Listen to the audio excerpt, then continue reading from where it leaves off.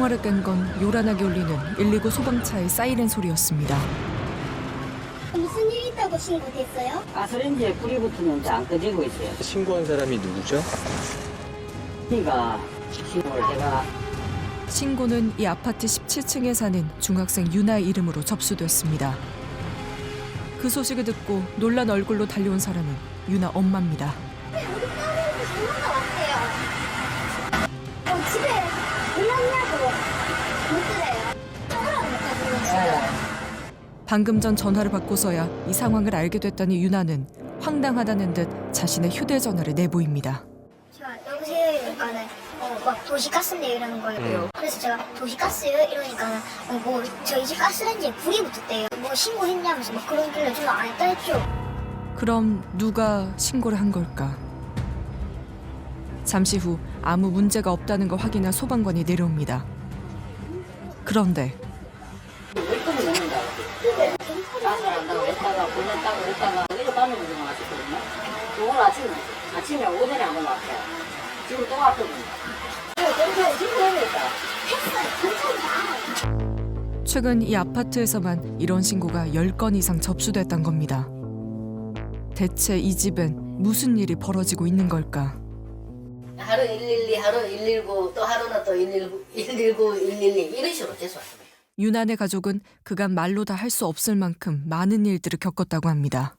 누나가 자고 있고 저는 이제 여기서 TV를 보는데 문은 두드려 있더라고요.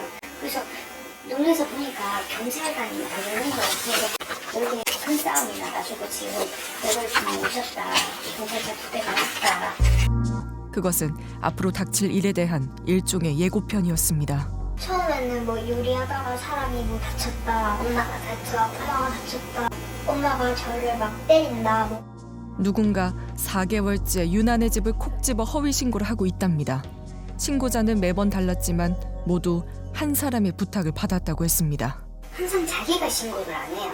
왜 페이스북에 보면 친구들이 이렇게 뜨잖아요. 네. 그러면은 한 명을 대상을 지목해서 그 친구한테 연락을 해서 우리 집에 지금 이런 일이 있다. 뭐 신고를 좀 해달라. SNS 메신저를 통해 유난의 집을 신고해달라며 부탁했다는 인물. 신고자들이 지목한 계정 속 사진은 다름 아닌 유나입니다. 하지만 사진이랑 이름은 학생 거잖아요. 근데 본인이 쓰는 계정은 아니다 이 얘기죠. 유나가 만든 게 아니라는 이 계정엔 유난의 집 주소와 전화번호 그리고 유나 아버지가 쓰던 전화번호까지 공개돼 있습니다. 게다가 여기 자고 있는데 문을 막 두드리더라고요. 새벽 3시가 다 됐어요.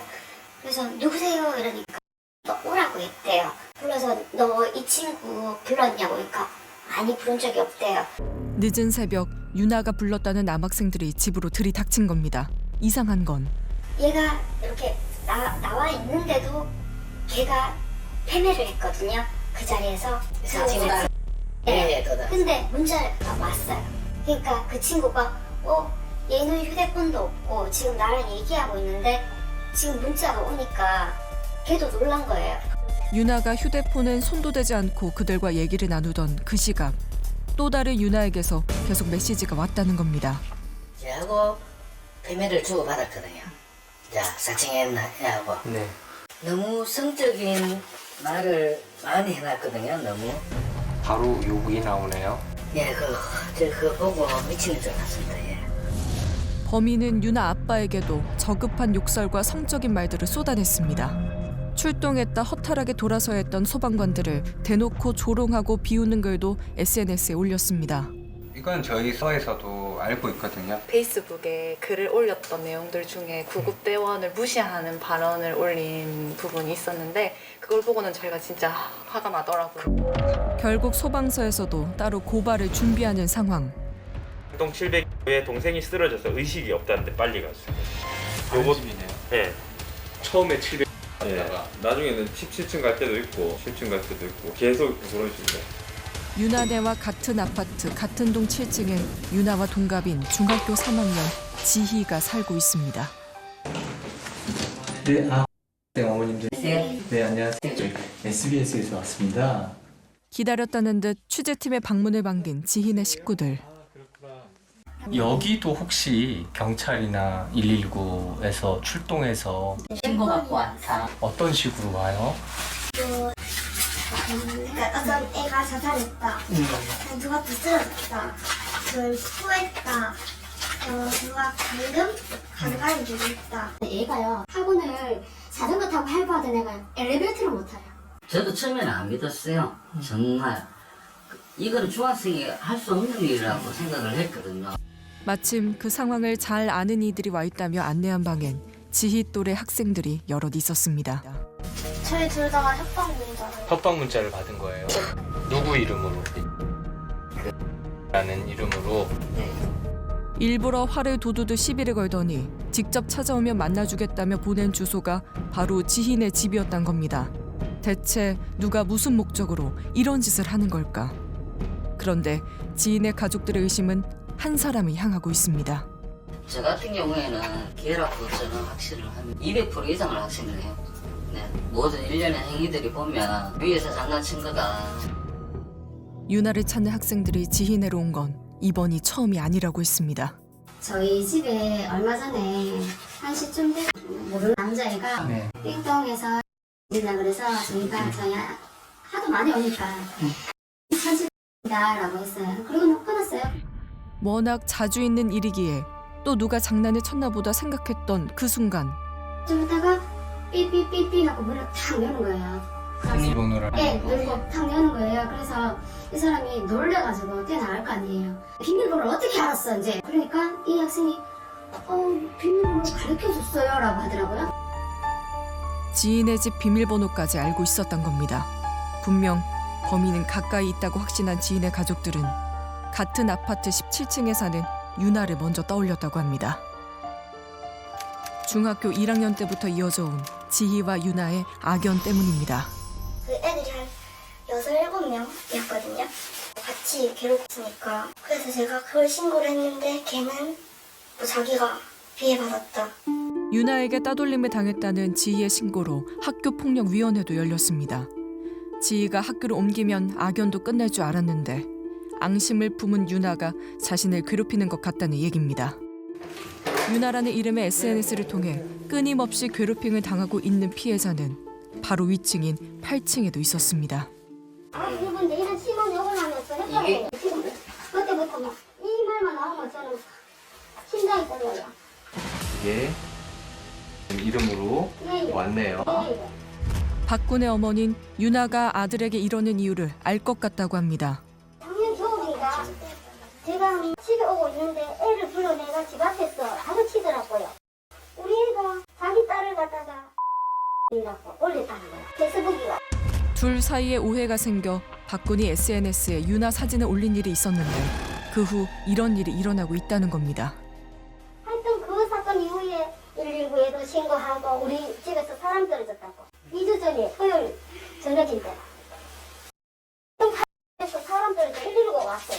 그럼 이 모든 걸 유나가 꾸며냈을까요? 아니면 누군가 은밀하게 유나를 사칭하며 이들 사이를 이간질하고 있는 걸까요? 그런데 7층 지인의 집에 남학생들이 들이닥친 날 유나 이름으로 된 계정에 심상치 않은 사진이 올라왔습니다. 그 다음날 아침에 그 계정에 우리 집 사진 찍었는 게 올라오고 담배 피는 사진이 올라왔어요. 지인의 집에 찾아왔던 그 남학생들이 찍은 사진이었습니다. 그들이 지인의 집 문 사진을 찍는 모습은 집 앞 보안 카메라에도 찍혀 있었습니다. 저는 그냥 생각에 이 친구인가? 그가 혹시 유나 행세를 하는 사칭범이 아닐까? 왜 지인의 집으로 갔는지 묻는 우리에게 그는 자신의 SNS 대화 내용을 보여줍니다. 제 친구가 있는데 걔가 얘한테 협박하고 막 강제 추행 같은 거 하면서 돈을 막 150만 원 가까이 막 빌렸다는 거예요. 유나의 이름으로 온 메시지입니다. 자신의 친구에게 성추행을 당했다는 메시지를 받고 무슨 일인지 알아보려 알려주는 주소로 찾아간 것뿐이라는 김군. 갑자기 뭐 자기 집으로 들어오라는 거예요. 비밀번호 알려주면서. 비밀번호를 주면서 네. 그렇게 했더니 열렸어요. 난데없이 무단 침입자로 몰린 상황에 당황스럽고 화가 난 김군은 지인의 집 앞에서 찍은 사진을 SNS 메신저로 보냈다고 합니다. 자신은 여기 와 있으니 어서 나오라는 뜻이었다고 합니다.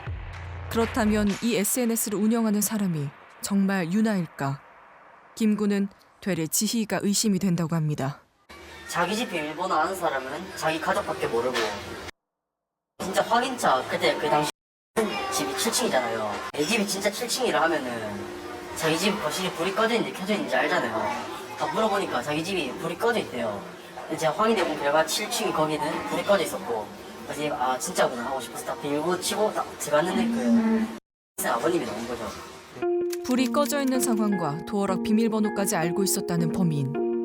저는 뭐 솔직히 말해서 이게 제가 했다면 저는 상관없거든요. 제가 처벌을 받든 그거에 대해서는 그렇게 나오면 저는 다 그렇게 받을 수 있고 이제 저는 제가 아니니까 이때까지 이렇게 힘들어하고 학교도 계속 옮기고 있는 거잖아요. 솔직히 말해서 제가 이렇게까지 할 이유가 없고 이상한 건 그뿐만이 아닙니다.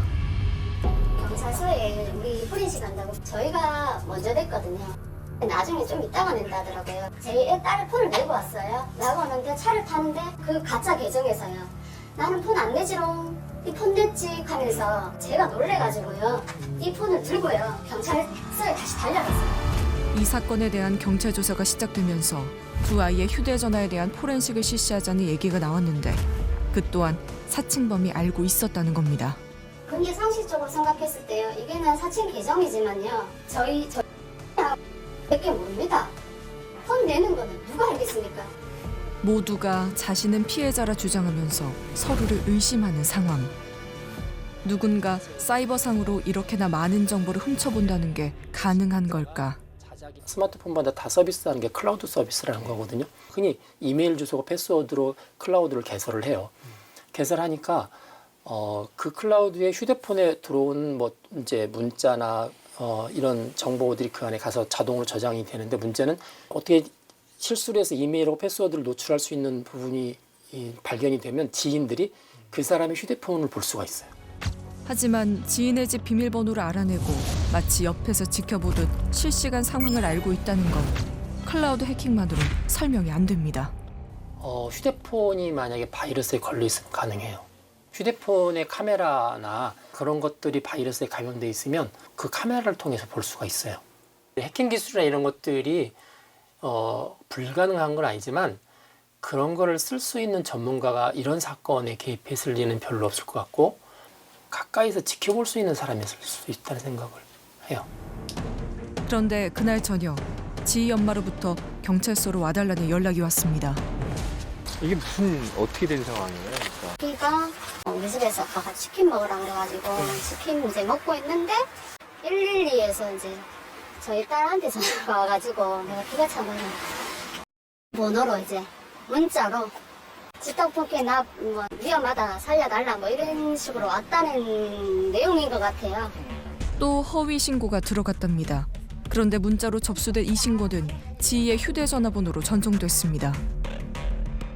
하지만 문자 내용엔 인터넷으로 발신한 문자란 뜻의 웹발신 문구와 함께 유나의 이름이 적혀 있습니다. 그리고 한대로 119 종합상황실에서 전화가 왔어요. 하는 말이 번호를 대면서 번호로 문자로 해서 동칠에 여자애가 여자 2명하고 남자 2명이 뭐 집단 성폭행했다.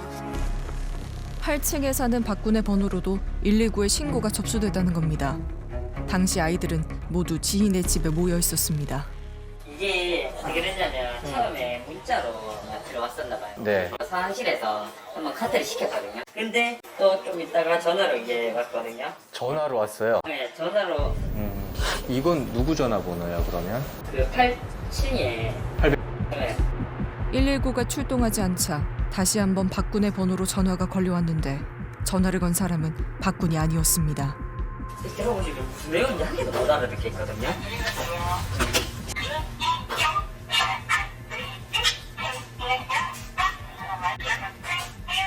내용은 알아듣기 힘들지만 분명 여자 목소리입니다. 그 근처에 위치가 어디 근처? 여기 아파트 근처 네. 나와가지고 아파트 근처 기지국이요? 그러니까 그 근방에서 신고하는 게 맞는 거예요. 범인은 아이들이 사는 곳 근처에 사는 사람일 가능성이 높습니다.